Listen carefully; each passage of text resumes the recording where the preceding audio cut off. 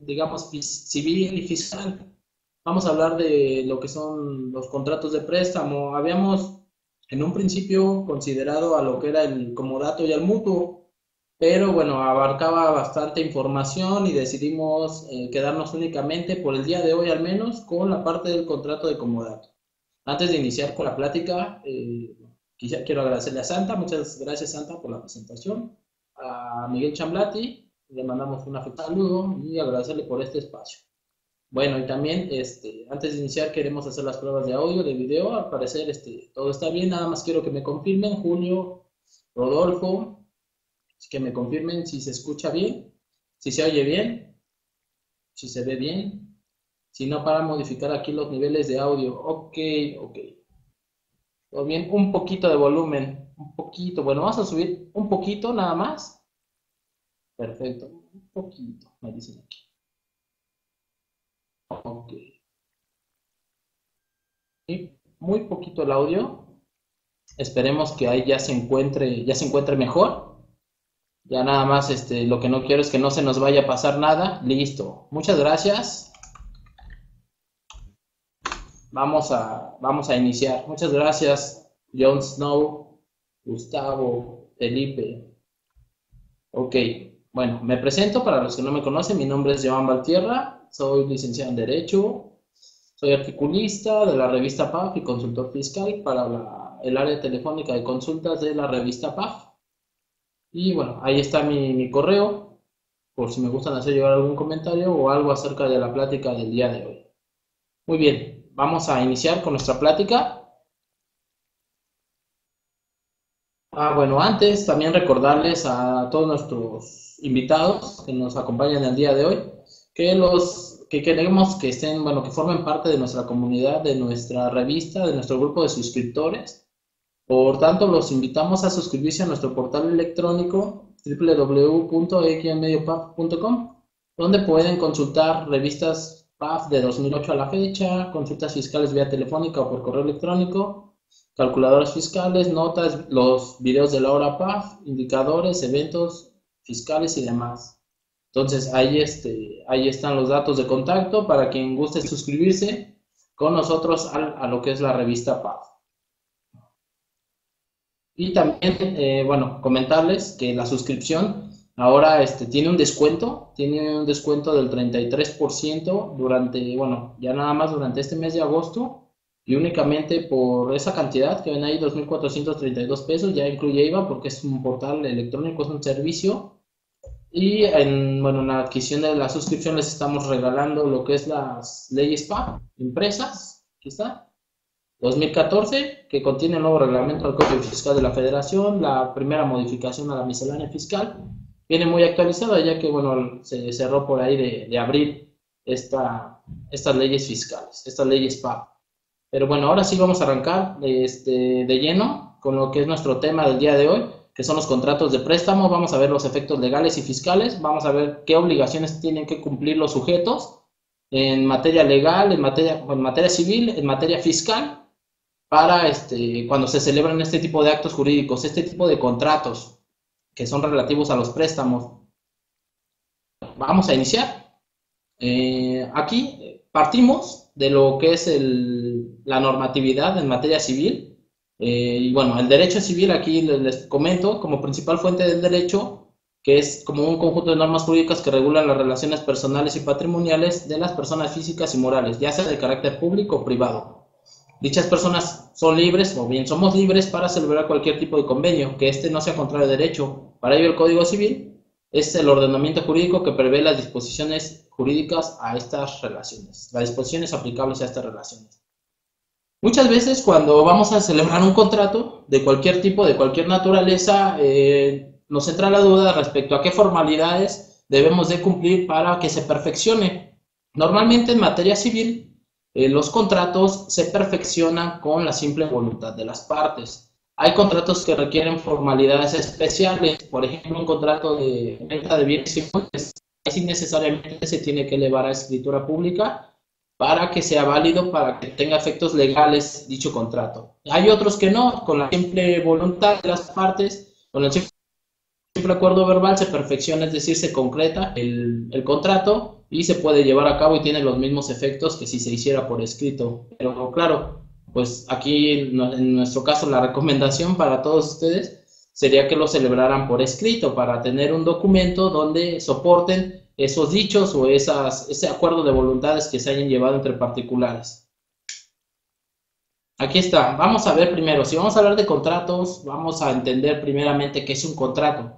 Para ello, esta legislación del Código Civil Federal prevé qué es un convenio y en su caso qué es un contrato. Ahí tienen lo que es el artículo 1792, es el acuerdo de dos o más personas para crear, transferir, modificar o extinguir obligaciones.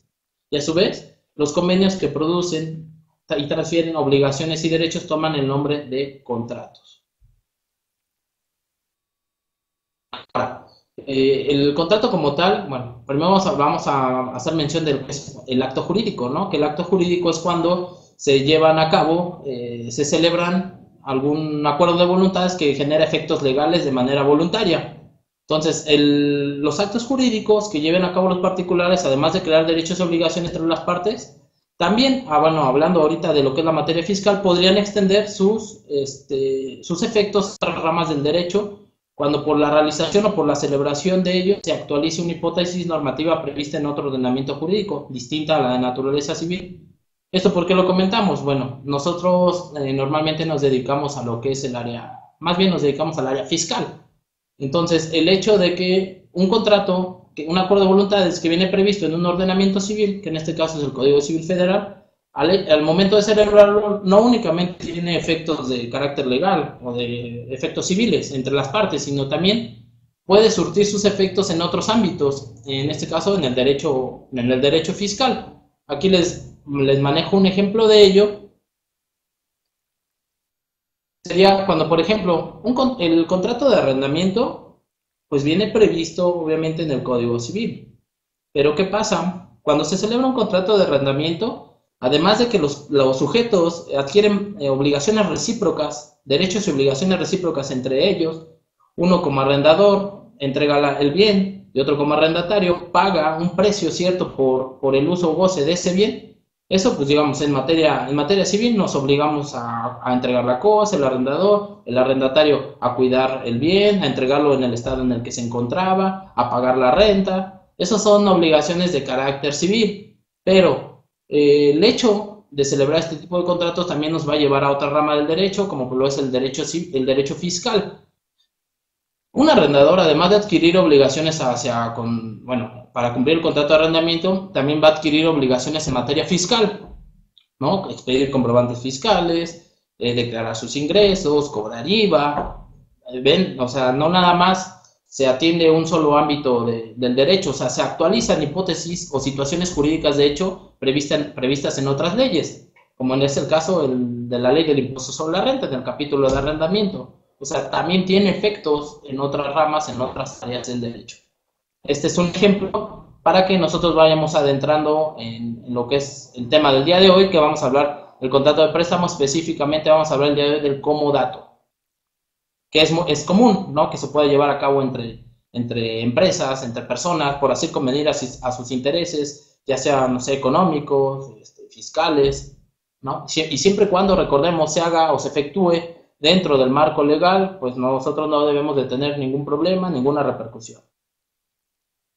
Entonces, vamos a continuar. Estamos hablando de los actos jurídicos, de los contratos. Entonces, el contrato, al ser un acto jurídico, requiere requisitos de validez. Y para ser válidos debe contener elementos de existencia. Vamos a mencionar esto a forma de introducción, a forma de ver qué es la naturaleza de los contratos y cuáles son sus efectos y lo que requerimos para perfeccionarlo, ¿no? Entonces, el contrato como habíamos comentado, es un acto jurídico y que de manera voluntaria las partes lo celebran, y para ser válidos deben de contener los elementos de existencia, los cuales son, que es el libre consentimiento de las partes, ya sea expreso o tácito, o bien el objeto del contrato, y bien que el objeto del contrato sea posible y lícito. ¿Esto por qué? Porque pues, no debe de contravenir a las disposiciones legales. Un ejemplo de que carezca de un elemento de validez es que nosotros celebráramos un contrato de, no sé, de compra-venta de una sustancia ilícita, por ejemplo, o una hierba ilícita, por ejemplo, la marihuana, todavía no es legal en nuestro país, pero si hiciéramos un contrato y yo le vendo droga a otra persona, obviamente aquí el contrato carecería de efectos de algún elemento de existencia y pues por tal sería inválido, porque el objeto no es posible, no es lícito, ¿no? Además de que el consentimiento no debe estar viciado, no debe estar obligado a las partes para que pueda llevarse a cabo, para que se perfeccione el contrato. Entonces, estos dos elementos de existencia son importantísimos. De hecho, pues son cuestiones básicas en el ámbito del derecho, de voluntades que llevan a cabo los particulares. Si a falta de alguno de estos elementos, pues se deja sin efectos el contrato, es nulo, ¿no? Sería inválido. Buenas tardes, Ángel. Bueno, y ahora vamos a hablar de los requisitos de validez. Ya hablamos de los elementos de existencia, ahora hablemos de los requisitos de validez. También, si le falta uno solo, algún solo requisito de los previstos bueno, aquí viene la disposición legal, también en el Código Civil, como requisitos de validez, también será inválido el contrato, con uno solo que le falte. Entonces, el acto jurídico, como tal, debe de celebrarse entre partes que sean legalmente capaces para llevar a cabo este tipo de actos. ¿A qué me refiero con que sean legalmente capaces? No puede un menor de edad celebrar por sí mismo un contrato del tipo que ustedes quieran, un contrato de comodato, por ejemplo, sino a través de un representante, que en este caso sea mayor de edad, puede ser su padre, tutor, no sé, quien sea, y ese representante es el encargado, es el que custodia a ese menor en sus negocios legales, tendría que hacerlo a través de él. Un menor no puede celebrar un contrato por sí solo, ya que carece de una capacidad legal, una capacidad de ejercicio, ¿no? Porque hay capacidades de goce y hay capacidades de ejercicio. Al no tener capacidad legal, pues no puede celebrar este tipo de contratos. O bien, otro de los supuestos de carecer de capacidad legal es cuando la persona se encuentra en estado de interdicción, por ejemplo, estado de interdicción cuando pues tenga algún nivel, padezca, por ejemplo, de sus facultades mentales, que no se tenga algún grado de locura y que sea esta incapacidad sea legalmente declarada por un juez. Eso también es una incapacidad legal, ¿no? Entonces hay dos tipos de capacidades de goce y de ejercicio. En este caso, si el sujeto que celebra el contrato no tiene capacidad de ejercicio, no será válido el contrato. Otro, que no existan vicios en el consentimiento, es decir, que las partes hayan manifestado libremente su voluntad, ¿no? Un ejemplo de esto es que si yo celebro un contrato, no sé, de compraventa de un vehículo, pero a mí me están obligando, prácticamente me están robando, me están apuntando con una pistola y me dicen, ¿sabes qué? Cédeme los derechos sobre tu bien, o di que ahora es mío y me obliguen, eso está viciado. En ese caso no se podría, sería inválido la celebración del contrato. La voluntad debe ser libre. Nadie debe obligar a las partes a celebrarlo, de lo contrario es nulo. Nuevamente, que el objeto sea lícito, es decir, que sea válido, que no sería válido hacer un contrato de compraventa, el ejemplo que les comentaba, ya que no es posible jurídicamente. Y la formalidad, ¿no? Hay ciertos casos, como comentaba en un principio, en que los contratos requieren alguna formalidad especial, no todo el tiempo. Normalmente, como les había comentado, se perfecciona con la simple voluntad de las partes. Pero en el caso de la enajenación de un bien mueble que exceda cierta cantidad, en el contrato de donación, cuando el donativo excede de cierta cantidad, pues se requiere una formalidad especial, escritura pública.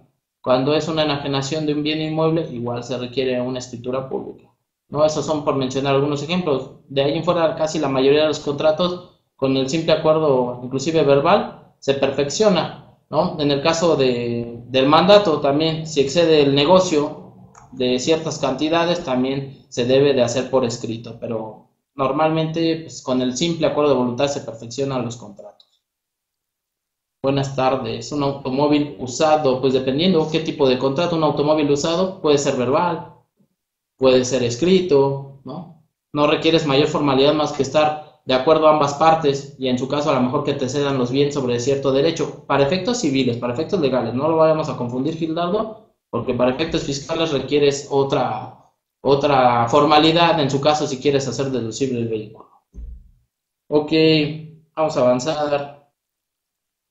Ok, lo que ya les comentaba previamente, es importante mencionar que los contratos que no requieren una formalidad especial prevista expresamente en la ley se perfeccionan por la simple voluntad de las partes. Es decir, bastará que los sujetos que intervienen en él estén de acuerdo, ya sea que lo hagan de manera verbal o escrita. Claro que la recomendación, como les he comentado, siempre será hacerlo por escrito, recordando un principio general del derecho, que no hay mejor testigo que el papel escrito. Entonces, esto es una recomendación que se les hace. Normalmente en una empresa no va a celebrar un contrato de comodato o un contrato de compraventa, pues nada más de forma verbal. Requieren un documento, un soporte, algo por escrito, firmado por ambas partes para darle ese soporte, ¿no? Y que sea de carácter privado, no necesariamente vas a requerir a lo mejor que lo hagas ante un notario público. Entonces, eso tendría todos los efectos legales, ¿no? Vamos a continuar. Vamos a ahora sí entrar ya después de esta muy breve introducción, a hablar de lo que es el comodato, el contrato de comodato, que este tipo de contratos es una figura muy común entre las empresas que se puede llevar a cabo cuando, por así convenir a intereses de ambas partes, celebrar este tipo de contratos. De hecho, ahorita más adelante vamos a mencionar algunos ejemplos de este tipo de contratos y en qué casos o cómo surte sus efectos en materia fiscal. Entonces, aquí primero vamos a ver la definición de lo que es el comodato y que de conformidad con el Código Civil, con el artículo 2497, es un contrato por el cual uno de los contratantes, comodante, se obliga a conceder gratuitamente el uso de una cosa no fungible, es decir, no fungible que no se consume con el uso, y el otro comodatario contrae la obligación de restituirla individualmente.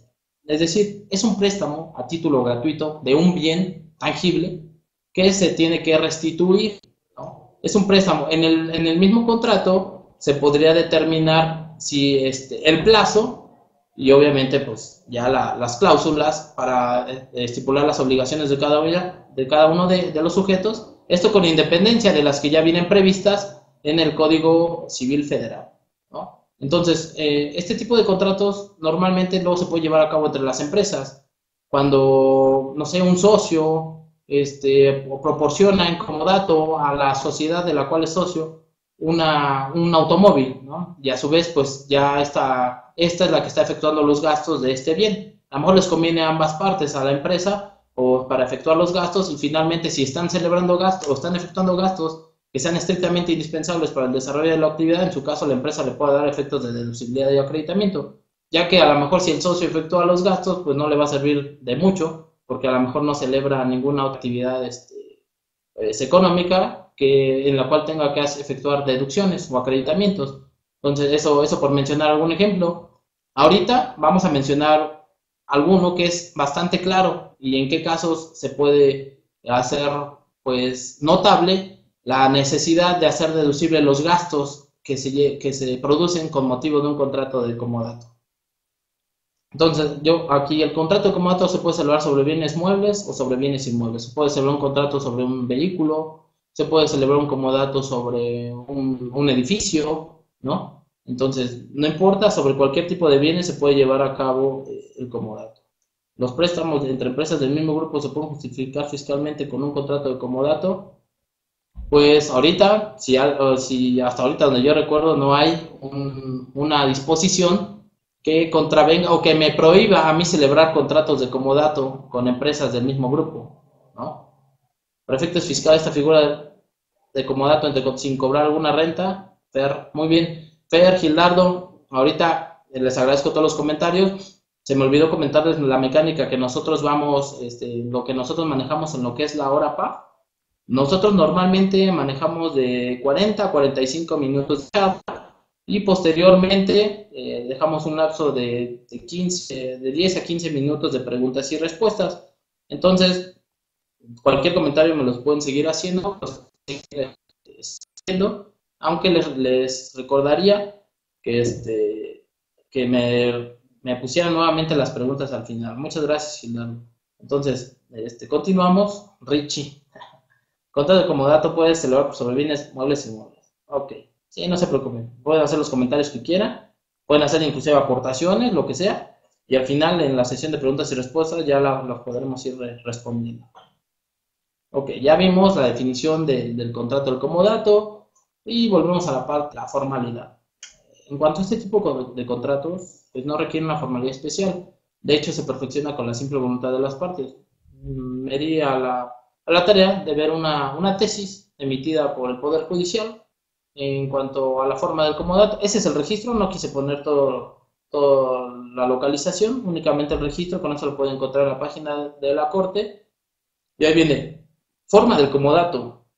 Como la ley, si ustedes ven el Código Civil, no establece una forma determinada para celebrar el comodato, este puede ser verbal y basta con que el comodante conceda el uso de una cosa no fungible, y que el comodatario se obligue a restituirla individualmente para que exista tal contrato. Ahí está, sencillo. Basta con que la otra parte acepte que va a restituirla, que únicamente es a título gratuito y que es mediante un contrato de comodato, pero pues aquí, aunque del hecho, pues nace el derecho, es importante comentar que pues es mejor siempre tener un documento, un papel por escrito, para que no haya ningún problema posteriormente, de que no me lo quiera devolver, de que se presuma que es de él, que ya lo adquirió por escrito. No, cualquiera de esas formas, mejor nos evitamos problemas y celebramos nuestro contrato por escrito. Muy importante sería poner el plazo en una de las cláusulas, poner el plazo del comodato, además de colocar en otra cláusula que el comodante tiene el derecho de solicitar que se le restituya la cosa o que se le entregue cuando así lo crea conveniente en cualquier momento, en cualquier tiempo del contrato. Esa es una recomendación cuando celebren este tipo de contratos para que no se preste a malos entendidos y que luego el comodatario no nos quiera devolver el bien, ¿no? Entonces, estipular el plazo y estipular que en cualquier momento puede el comodante solicitar que se le restituya la cosa. Finalmente es un préstamo a título gratuito, ¿no? Entonces, vamos a continuar. Vamos a hablar de los derechos y obligaciones de cada uno de los sujetos, ¿no? Es importante ver esta parte porque vamos a ver que hay algunas obligaciones que necesariamente me van a implicar a mí, como comodante o como comodatario, efectuar gastos derivados de la celebración de este tipo de contratos. Entonces, una de las grandes dudas o preguntas, muchos cuestionamientos que hay en cuanto a los gastos que se efectúan derivados de este tipo de contratos es la deducibilidad, la deducción. ¿Quién hace las deducciones? El comodante, el comodatario. Habrá que ver también cómo se celebró o en qué condiciones se está llevando a cabo el comodato, ya que de entrada la obligación de efectuar los gastos ordinarios inherentes al comodato es del comodatario, es decir, comodatario es la persona que recibe el bien. Entonces vamos a empezar por los derechos y obligaciones del comodante y posteriormente veremos las obligaciones del comodatario. El comodante, como tal, tiene la obligación de entregar el bien pactado. Aquí hay otra obligación que viene en Código Civil que dice, si no se ha determinado el uso o plazo del préstamo, el comodante podrá exigir la cosa cuando le pareciere, ¿no? Entonces, es mejor de entrada colocar o estipular un plazo, ¿no? Y estipular la cláusula expresamente donde digamos que en cualquier momento podemos solicitar la cosa. Claro, colocar esa disposición legal que viene en el Código Civil para que no haya malos entendidos. En su caso, el comodante podrá exigir la devolución de la cosa antes de que el plazo termine o bien en caso de requerir urgentemente el bien, ¿no? Cuando la cosa prestada tiene defectos que causen perjuicios al comodatario, el comodante es responsable de estos si conocía de los defectos o no dio el aviso en su oportunidad al comodatario. Entonces, unas obligaciones que ya vienen pues como de manera inherente por la naturaleza del contrato.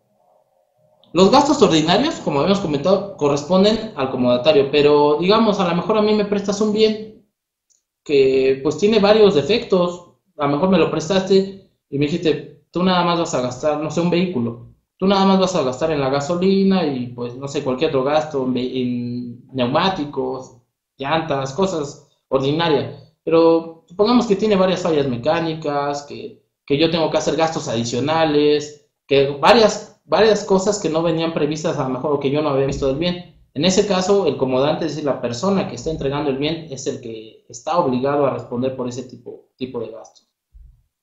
Bueno, no sé si todos vean bien, todos continuamos porque Felipe nos dice que se congeló la imagen. Si no en su caso, pues para que salga y vuelva a ingresar. Nada más que me digan si todos los demás, todo bien. Muy bien, gracias, Santa. Bueno, eso de manera genérica, aquí comentaba algunas obligaciones del comodante. Muchas gracias. Todo bien. Vamos a ver las obligaciones del comodatario. Bueno, aquí normalmente, para efectos del uso del bien, pues obviamente el que se ve beneficiado en mayor medida pues es el comodatario, que es el que va a obtener el uso y goce. El uso y goce no quiere decir que también obtenga los frutos del bien entregado al comodato, ¿no? Entonces, muchas gracias. Vamos a ver ahora las obligaciones del comodatario, que es la persona que recibe el bien. El comodatario adquiere el uso, pero no los frutos y accesorios de la cosa prestada, a menos, porque eso no está prohibido, que el comodante así lo exprese o así lo manifieste expresamente en el contrato. Si el comodante dice que además podría, en su caso, obtener frutos de la cosa prestada, bueno, adelante, ¿no? Otra de las obligaciones, el comodatario está obligado a poner en toda diligencia en la conservación de la cosa y es responsable de todo deterioro que ella sufra por su culpa. Como comentábamos, los gastos inherentes al comodato son por cuenta del comodatario. El comodatario responde por la pérdida de la cosa si la emplea en un uso diverso o por más tiempo del convenido. Es decir, algo que no esté estipulado en el contrato, si la ocupaste para otra cosa de lo que fue prestado el comodato, o bien la ocupaste en un tiempo que no estaba estipulado en el contrato, te harás responsable tú como comodatario de responder sobre la cosa cuando ésta se haya perdido. Inclusive si es por caso fortuito. Ok.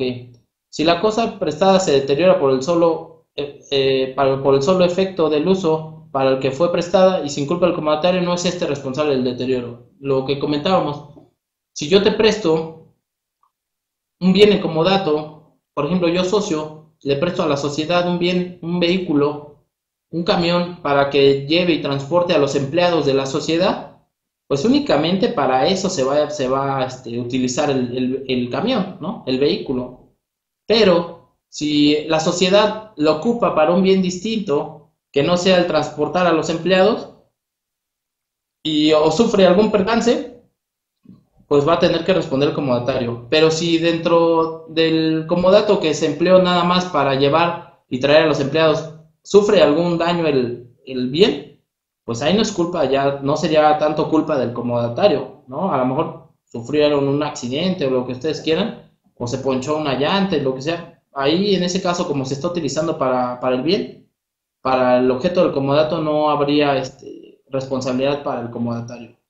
O sea, a lo que voy con esto, habrá que especificar exactamente para qué se entrega el bien en comodato, no que se pueda hacer uso libremente de él, a menos que así se manifieste expresamente en el contrato. Entonces, hay que tener mucho cuidado cuando nosotros celebramos este tipo de contratos, porque a lo mejor yo lo entrego porque pues, se requiere para un objeto en específico, no nada más lo entrego en comodato y hagan con el bien lo que quieran.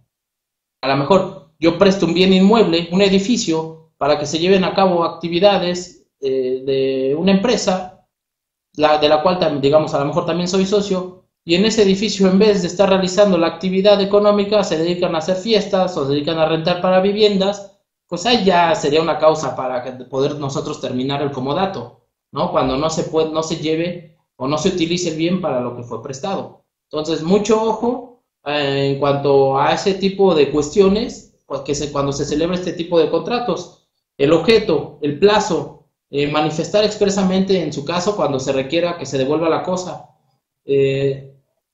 Digamos, también los gastos a cargo de quién son. Si no se coloca expresamente los gastos del comodato a cargo de quién van a ser, pues obviamente los ordinarios son por cuenta del comodatario, los extraordinarios serán por cuenta del comodante.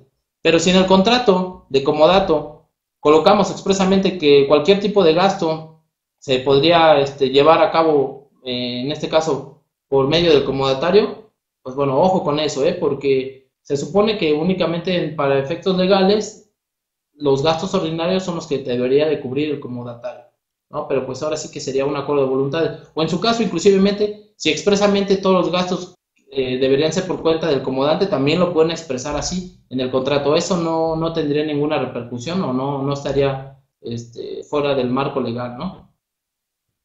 Entonces vamos a continuar con las obligaciones del comodatario. El comodatario, es decir, la persona que recibe el bien, no tiene derecho para retener la cosa a pretexto de que por expensas o por cualquier otra causa le debe el dueño de la cosa. Es decir, si el comodante, o sea, no lo puede obtener como un bien, como una prenda, ¿no? Creño. Si el comodante a lo mejor le debe dinero al comodatario, pero en su caso se celebró a lo mejor anteriormente un comodato, pues el comodatario no tiene derecho a retener esa cosa, indicándole hasta que le pague el comodante por algún otro acto jurídico que se había celebrado a lo mejor con la anterioridad o con posterioridad. Es decir, no es una prenda, no es un empeño, es independiente un contrato del otro, ¿no? Entonces, ojo también aquí, no tiene derecho el comodatario a retener una cosa cuando tuviera alguna deuda de carácter civil o tenga algún beneficio de carácter civil con el comodante. Otra de las obligaciones es que sin permiso del comodante no puede el comodatario conceder el uso de la cosa entregada al comodatario. Esta obligación es muy importante porque si el comodante expresamente le otorga la facultad al comodatario para que pueda utilizar el bien en otras cuestiones, pues se puede hacer adelante. Aquí, de entrada, si no viene expresamente que el bien se pueda utilizar para otros efectos o para otras cosas para lo que fue entregado, no, simple y sencillamente no lo puede llevar a cabo el comodatario. Esto es muy importante porque ahorita dentro de lo que son los efectos fiscales, vamos a ver uno de los efectos en que si el comodante expresamente le otorga el derecho de poder otorgar o poder conceder a un tercero el uso de la cosa, pues ahí se causaría un ejemplo, ahorita les voy a colocar. Comodante le dice al comodatario, ¿sabes qué? Puedes conceder el bien a un tercero para lo que convenga, ¿no? A lo mejor en un contrato de arrendamiento. El comodatario en su caso, pues tendría, ¿de quién serían en su caso las obligaciones fiscales? ¿Del comodante o del comodatario en un arrendamiento? En este caso, ¿quién es el que está llevando a cabo el arrendamiento? Sería en este caso, las obligaciones por cuenta del comodatario. Ahorita más adelante, dentro de los efectos fiscales, vamos a ver esta parte. Otra de las obligaciones del comodatario, siendo dos o más los comodatarios, estos están sujetos solidariamente a las mismas obligaciones. Todas las obligaciones por parte del comodatario previstas en el Código Civil, si son varios, las tendrán todos, ¿no? Si durante el préstamo el comodatario ha tenido que hacer para la conservación de la cosa, lo que comentaba, algún gasto extraordinario, de tal manera urgente que no haya podido dar aviso de él al comodante, tendrá la obligación de reembolsarlo. Es decir, a lo mejor por causa, no sé, por un caso fortuito, por fuerza mayor, de manera urgente, el comodatario tuvo que efectuar un gasto que no es ordinario, que es extraordinario, el comodante estará obligado a restituirle ese importe. Un ejemplo, a lo mejor yo entregué un bien inmueble en comodato y no sé, sobreviene pues mucha lluvia y en su momento tengo que impermeabilizar el edificio, pero por X o Y razón yo no encontraba al comodante y empleo un gasto, un impermeabilizante, pues a lo mejor ese podría a lo mejor considerarse como un gasto extraordinario, ¿no? A lo mejor no estaba previsto, ¿no? en ese tipo de contratos, o un temblor. Yo tuve que a lo mejor contratar un albañil para que resanara, ¿no? las cuarteaduras del bien. Ahí sí podríamos nosotros como comodatarios solicitar el reembolso de la cosa, ¿no? Sí, depende también cómo se estipulan las cláusulas en el contrato, ¿no? Pero de manera general o de manera legal, si se les olvida estipular alguna de estas cláusulas, pues aquí vienen los derechos y obligaciones previstas en el Código Civil Federal. Ok, bueno, lo que estoy viendo es que se incorporaron algunos de los invitados. Recordarles que se pueden invitar, les estamos invitando a que se suscriban a nuestro portal electrónico www.paf. Podrán consultar revistas PAF de 2008 a la fecha, consultas fiscales vía telefónica o por correo, calculadoras fiscales, notas relevantes, los videos de la hora PAF, indicadores fiscales, eventos fiscales, etc. En nuestro portal manejamos bastante información. Quien quiera suscribirse, durante este mes de agosto tenemos promoción, es aproximadamente un 33% de descuento para todas las personas que se quieran suscribir con nosotros. Ahí están los teléfonos, ahí está el correo, por si quieren ser parte de nuestro grupo de suscriptores. Ok, ahora sí, vamos a pasar brevemente a la parte de los efectos fiscales en el contrato de comodato, que es pues ahora que la parte de lo que más nos interesa, en nuestra materia al menos, pero es importante conocer la forma, conocer las obligaciones, conocer los requisitos, ¿no? Para celebrar este tipo de contratos y realmente cuál es la naturaleza y de qué se trata. Podríamos haber enunciado a lo mejor también las características, ¿no? Que es un contrato bilateral, que es un contrato a título gratuito, es decir, poder hacer otra clasificación. Pero bueno, con esta breve introducción, esperemos que haya quedado algo clara para poder nosotros entrar a la parte de los efectos fiscales en cuanto al comodato. Ok, lo que comentaba en un principio, muchas empresas o muchos sujetos, por así convenir a sus intereses, dan en comodato activos a otras empresas para que se vean beneficiadas ambas partes, tanto en la parte operativa como en la parte fiscal. Vamos a ver en este caso los efectos fiscales en cuanto a la deducibilidad de los activos entregados en comodato o bien la deducibilidad de los gastos inherentes al comodato, ¿no? Que si podemos hacerlos deducibles, cuál sería en su caso el requisito o qué es lo que necesitamos. Recuerden que para hacer efectiva una deducción, nosotros única y exclusivamente tenemos que atender a la parte de la disposición fiscal, ¿no? De los requisitos que vengan previstos en su caso en la ley del impuesto sobre la renta. Y en cuanto al soporte, pues el comprobante fiscal, los requisitos que vengan en el Código Fiscal de la Federación, ¿no? Entonces, vamos a ver en cuanto a a la erogación de estos gastos derivados de un contrato de comodato, pues cómo podemos nosotros argumentar o decir que es un gasto que nosotros es indispensable para nuestra actividad y defender la deducibilidad de este tipo de gastos. Ok, vamos a entrar a la parte de los efectos fiscales. Ahora, vamos a hablar primero de lo que es la deducción de los activos entregados en el comodato.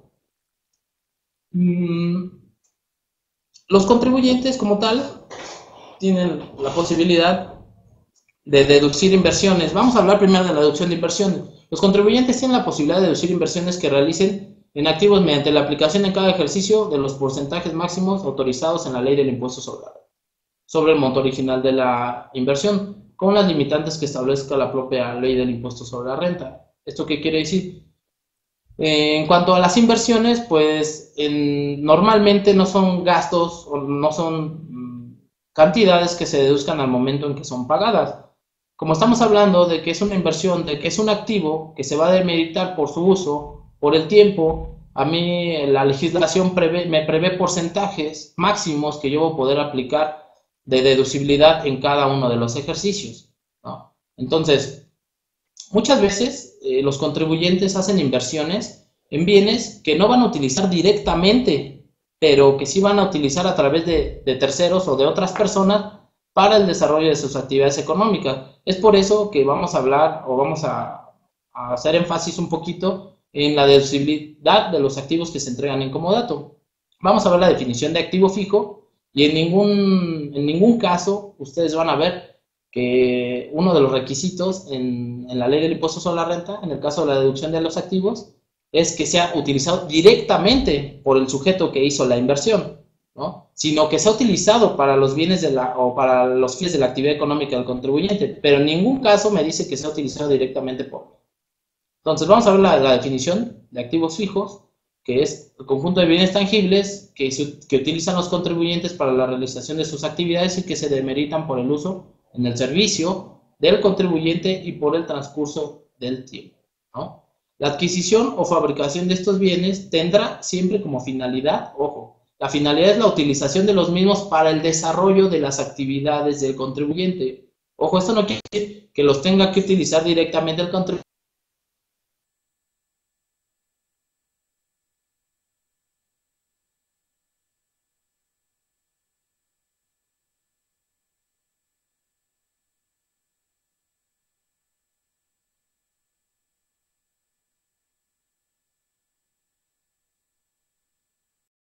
deducibilidad de los activos entregados en comodato. Entonces, ya hablábamos, ya comentamos cómo viene definido en la ley del impuesto sobre la renta lo que son los activos fijos y cuál es la finalidad de estos, ¿no? Que es la utilización de los mismos para el desarrollo de las actividades del contribuyente, pero no te obliga en ningún momento a que sean utilizados directamente por el contribuyente, ¿no? Entonces, vamos a continuar con esto de la deducibilidad.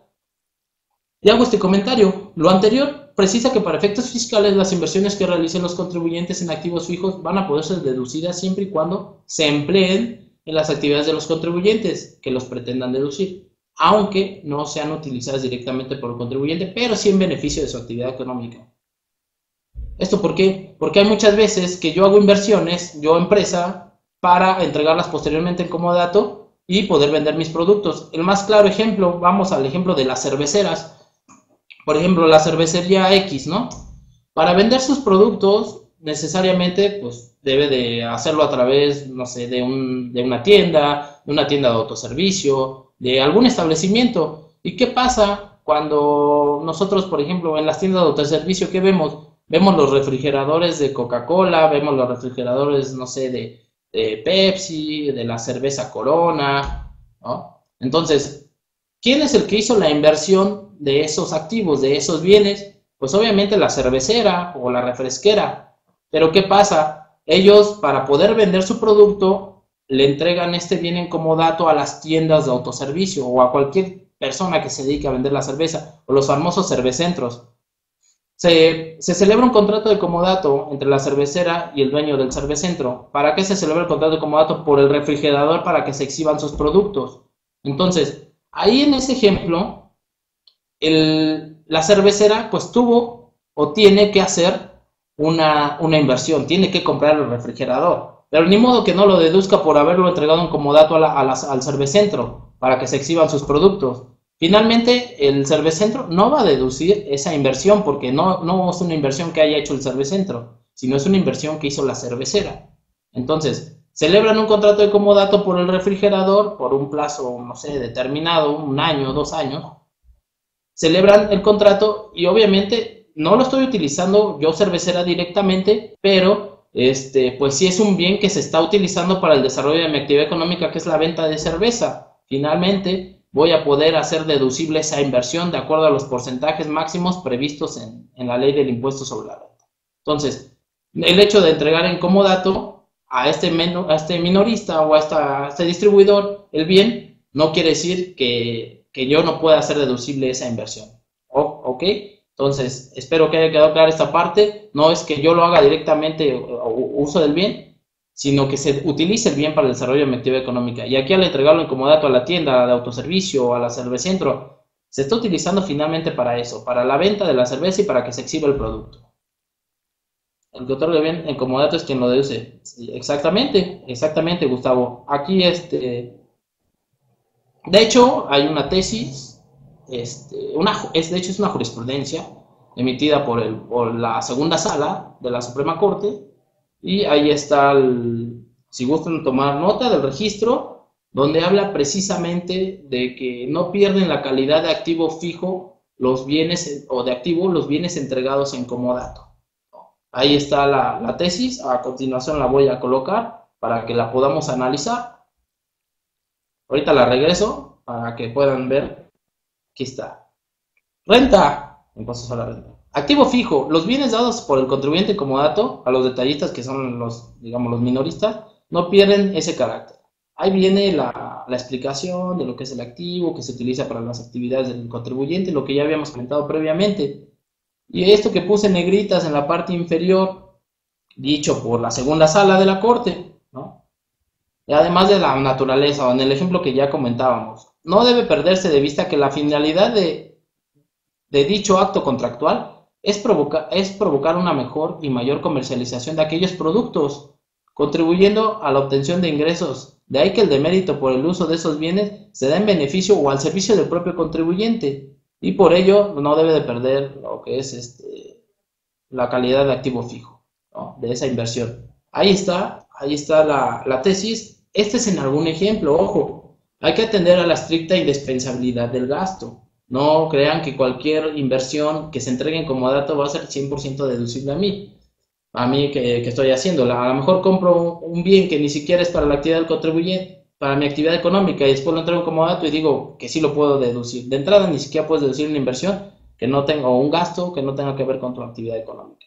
Pero este es uno de los ejemplos. Normalmente cuando se celebran este tipo de contratos, pues es para el desarrollo de actividades económicas, no nada más por gusto, ¿no? Aunque pues igual y también se puede hacer. Pero pues se da para obtener beneficios económicos, ¿no? O beneficios fiscales para ambas partes. Ahí está la tesis, ¿no? Aquí está el registro, 182.107. Así lo pueden encontrar en el buscador del Semanario Judicial. Es una jurisprudencia emitida por la segunda sala de la Suprema Corte. Ok, ya hablamos de la deducibilidad de los activos entregados en comodato. Ahora vamos a hablar de la deducibilidad de los gastos inherentes al comodato. ¿Quién efectúa los gastos inherentes al comodato o los gastos ordinarios en el comodato? Pues el comodatario, que es la persona que recibe el bien. Entonces, ya habíamos comentado que es obligación del comodatario, por eso previamente quisimos ponerle las obligaciones, efectuar los gastos ordinarios que se necesiten para el uso y la conservación de la cosa prestada. Entonces, vamos al mismo ejemplo de la cervecería. A mí Cervecentro me entrega la cervecera un refrigerador. A mi tienda, no sé, o Cervecentro El Tío, así se llama el Cervecentro, ¿no? Cervecentro El Tío recibe el refrigerador, pero están de acuerdo que pues tengo que pagar luz para que funcione el refrigerador. O a lo mejor no sé, tengo que hacer algunos gastos ahí eléctricos para que funcione, o ponerle la lámpara, ¿no? A lo mejor en su caso se fundió el foco, lo tengo que volver a colocar. Entonces son gastos ordinarios que normalmente se vienen realizando para obtener la cosa en el mismo estado que me la prestaron. Y como son gastos ordinarios y el Código Civil a mí como datario me obliga a efectuar ese tipo de gastos, pues necesariamente los tengo que hacer. Pero va de la mano también con el desarrollo de la actividad económica que está realizando el cervecentro, ¿no? ¿Cuál es la actividad económica del cervecentro? Pues vender la cerveza que le lleva pues, la cervecera, ¿no?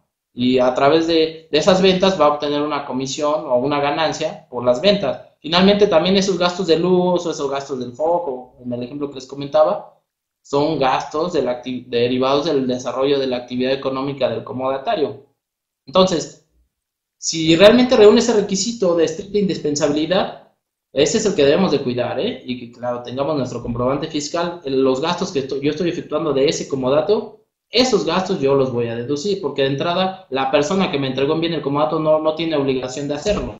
Los gastos ordinarios corren por cuenta del comodatario, ¿ok? Entonces, si es un gasto indispensable, yo tengo un documento, un comprobante fiscal para amparar esos gastos, pues lo voy a hacer deducible yo como comodatario. Entonces, ahí está, cuando el comodatario efectúe gastos para conservar el bien y dichos gastos también sean estrictamente indispensables para el desarrollo de la actividad económica, el comodatario estos serán deducibles para efectos del impuesto sobre la renta. Ok.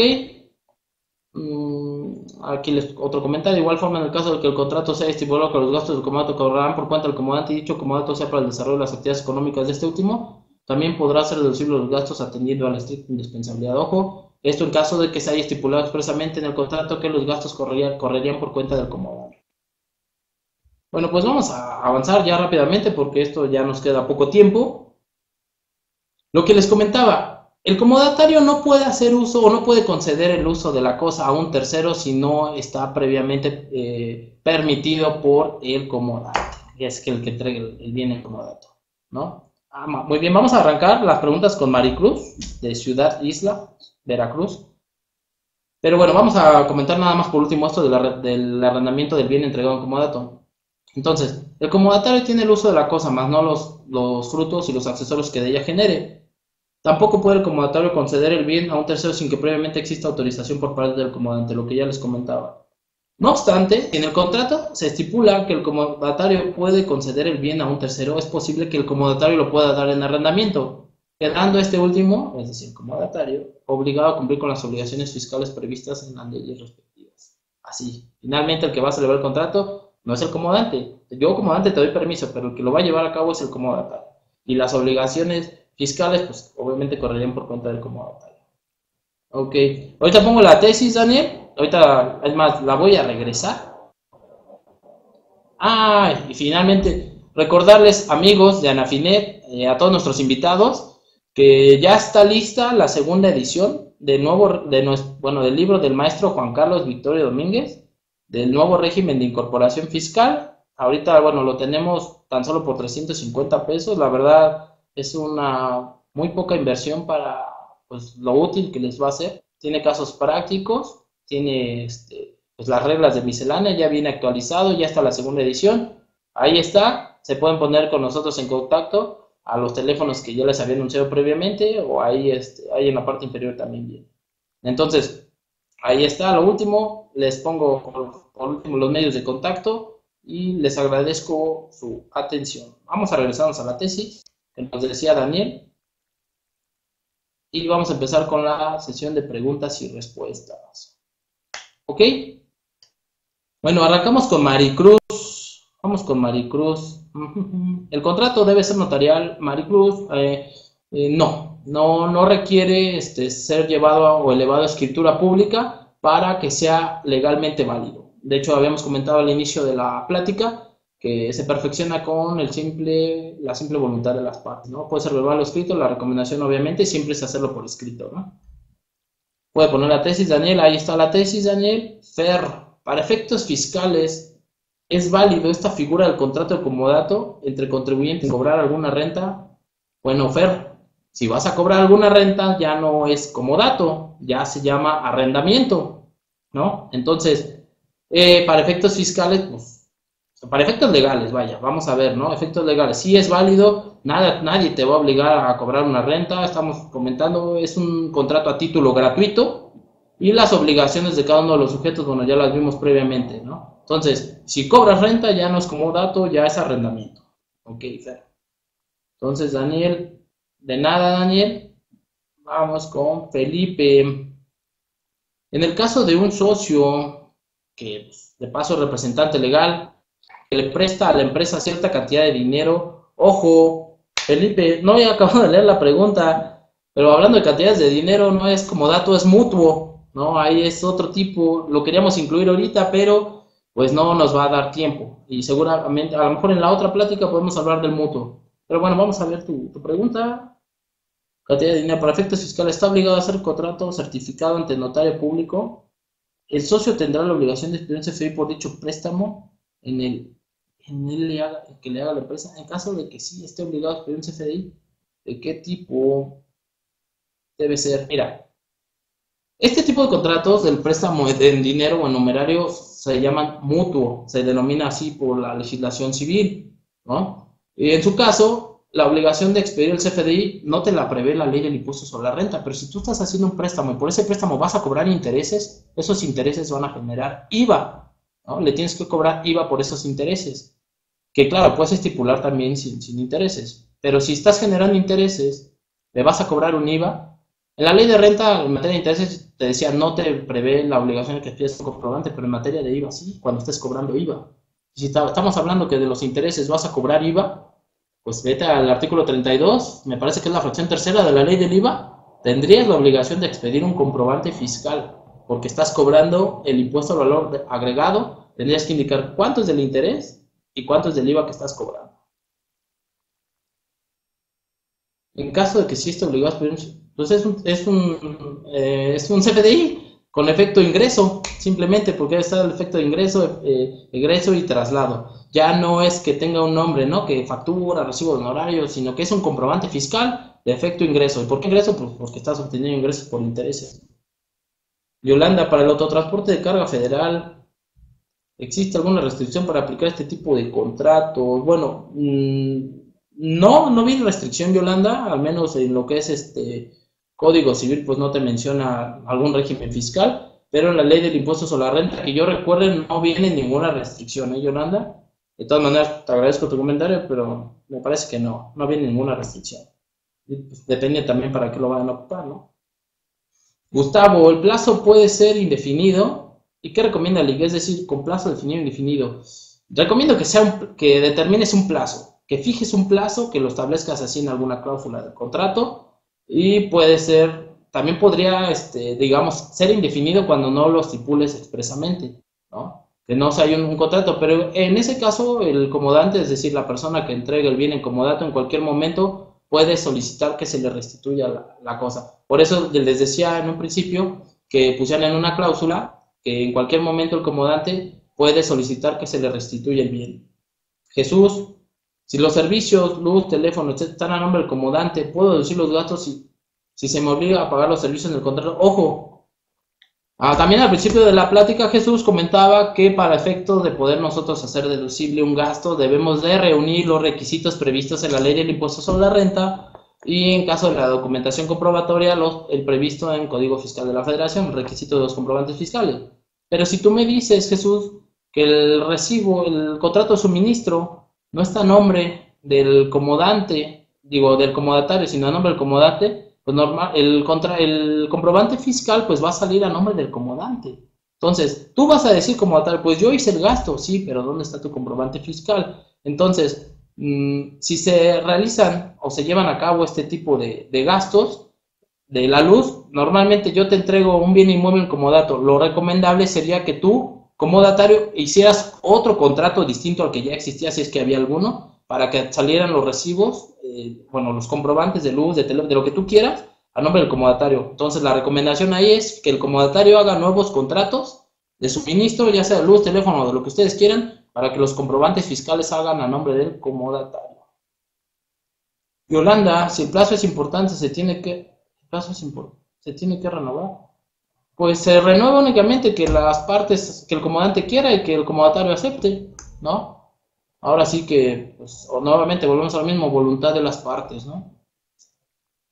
Entonces, si cedo una camioneta a una sociedad, solo hago un escrito libre donde firmemos, sí, puede ser, Javier Damián, pero te recomiendo que hagas cláusulas, o sea, que expresamente digas, ¿sabes qué? Estos gastos corren por tu cuenta, aunque sabemos que en el Código Civil, pues ya viene previsto, ¿no? Pero la recomendación es que hagas algunas especificaciones en el contrato, pero con eso se perfecciona, ¿eh? Con que en un papel digas, le voy a entregar la camioneta tal, marca tal, con número de serie tal, a la persona, en comodato a la persona tal, con eso queda más que perfeccionar el contrato, Javier. Si es préstamo mutuo sin intereses, ¿es válido el contrato? Sí, claro, Sofía. En el mutuo existe el mutuo simple y el mutuo con interés. Esas dos figuras vienen previstas en el Código Civil. No recuerdo ahorita exactamente los artículos, pero vienen las dos figuras y son válidas. Nadie te puede obligar a cobrar un interés por un préstamo. Es más, tú si quieres puedes regalar tu dinero, ¿no? Si quieres lo prestas con o sin interés, eso ya es decisión de quien lo presta. Ok, Gustavo, de nada. Alberto, Cancún. Ejemplo, una persona moral renta un inmueble en 1.000.000 de renta mensual. El socio se dedica al arrendamiento y quiere adquirir ese bien inmueble y su compra asciende a 3 millones. Sin embargo, no tiene capital. Y en la empresa donde es socio y que renta el inmueble tiene capital, el socio requiere 2. No entiendo exactamente si el comentario. Una persona moral renta un inmueble de renta mensual, el socio se dedica al arrendamiento y quiere adquirir ese bien inmueble y su compra asciende a 3 millones, sin embargo no tiene capital. Y la empresa de donde es socio y que renta el inmueble tiene capital. El socio requiere de 250,000 pesos. Ojo. Bueno, no entiendo exactamente aquí, Alberto, si me pudieras por favor ser un poco más claro en el planteamiento o cuál es la pregunta, porque ahorita estamos hablando más que nada de comodato, ¿eh? Una persona física puede recibir un bien en comodato por un tercero, también persona física, y se puede deducir sus gastos. Sí, Daniel, se los puede deducir. Recuerda los gastos inherentes al comodato y que sean para tu actividad económica. No nada más por hacer el comodato y decir que ya gasté y me lo voy a hacer deducible, sino que estés utilizando el bien para el desarrollo de tu actividad económica y claro, tengas el soporte, que son los comprobantes fiscales, ¿no? Ya lo habíamos también comentado, la deducibilidad, Daniel. De todas maneras, ahí está el material, el video pues lo van a subir a YouTube y van a poder verlo y en el canal de Anafinet también las veces que quieran. Y vamos a la última página. A continuar, la persona moral presta de 152 millones al socio. La pregunta sería, ¿cómo soportar legal y fiscalmente para que el SAT no lo pueda considerar como una? Me imagino que te refieres a lo de la discrepancia fiscal, Alberto. Bueno, pueden a lo mejor celebrar un contrato le presta. Estamos hablando, ¿cómo soportarlo? Si estamos hablando de un préstamo en dinero, estamos hablando del mutuo, Alberto. Pueden hacer eso, a lo mejor firmar un pagaré, no lo sé. cualquier documentación soporte. Pero estamos hablando del dinero, ya se actualizaría la figura del mutuo.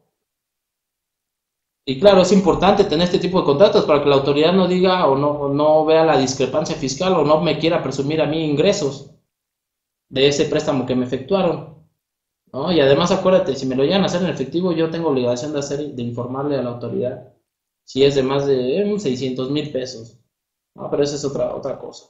Simulación o un ingreso presunto por dividendo como algo que le haya beneficiado al socio. Ok. Sí, tienes, en su caso recuerda que se puede asimilar a dividendo, ¿no? Entonces, ¿cuál sería el soporte en su caso? Pues el contrato de mutuo, Alberto, porque si viene la ley que se pueden asimilar a dividendos y vienen los supuestos. Entonces habrá que cuidar esa parte también. Javier Damián, no sé, no me acuerdo qué me preguntaste, Javier Damián. Bueno, vamos a continuar. Javier Damián. Jon Snow, Lick sabe, Jon Snow sabe si el SAT aprueba o desaprueba sus gastos relacionados con el comodato. Pues seguramente aquí habrá que ver cada caso en particular, ¿no? Habría que ver algún contribuyente que a lo mejor en su caso le hayan efectuado alguna facultad, ¿no? Alguna revisión, ¿no? Pero si existe una tesis es porque seguramente el SAT no quiso en su momento hacer válida la deducción y el contribuyente interpuso su medio de defensa, interpuso su amparo y por eso la segunda sala dijo que el activo fijo en la jurisprudencia que les ponía. Esas tesis van saliendo porque los mismos contribuyentes van manifestando a los tribunales que las autoridades fiscales pues no le quieren hacer válidos ciertos gastos y seguramente de manera general el SAT pondrá muchas trabas para poder hacer o poder dejarte que hagas ese tipo de deducciones. Pero ya vimos ayer la Suprema Corte emitió ese criterio, ¿no? Seguramente porque el SAT no quería hacer válidos esas deducciones. ¿Debe estar ratificando el notario público, Julio? No, Julio, no es necesario, no requiere de esa formalidad. Gracias por tu tiempo, por tus aportaciones, el tema lo entiendo muy bien, con tus palabras, felicitaciones porque eres bueno en esto. Muchas gracias, Katy. Este vendrá en la nueva edición de la revista PAP. Viene en la revista 596, Damián. Ahí me soporté, les invito, es el artículo de un servidor. Viene en la revista 596, creo que es de la primera quincena de agosto. Ahí lo pueden ver, ahí pueden encontrar este artículo y viene el comodato y viene el mutuo. Muchas gracias, Natalia, excelente. Felipe, mi estimado, yo encontré el mutuo, va a ser entre notario público, mutuo, no, ahorita hablamos del comodato, no recuerdo exactamente, pero me parece que si excede de algún monto, no, ese es en la donación, en el mutuo, Felipe, no es necesario, ratifiques ante el notario público. Gracias, Richie. ¿Tienes un correo para localizarte? Sí, tengo Facebook, Richie. Tengo Facebook, me pueden encontrar como Joan Irwin Bantierra Guerrero. Y el correo electrónico, bueno, ahí lo tienen. jbaltierra@grupogasca.com.mx. Les agradezco a todos los invitados por estar con nosotros en una edición más de la Hora PA. A Santa, a Miguel Chamlati, le mando un saludo. Y bueno, a todos nuestros invitados, que hoy tuvimos más de 100, les agradezco, que tengan un excelente día, y pues vamos a comer. Felipe, gracias, Gustavo, Rodolfo. Pues muchas gracias, Santa, los dejamos, espero verlos próximamente, que tengan muy buen día, hasta luego.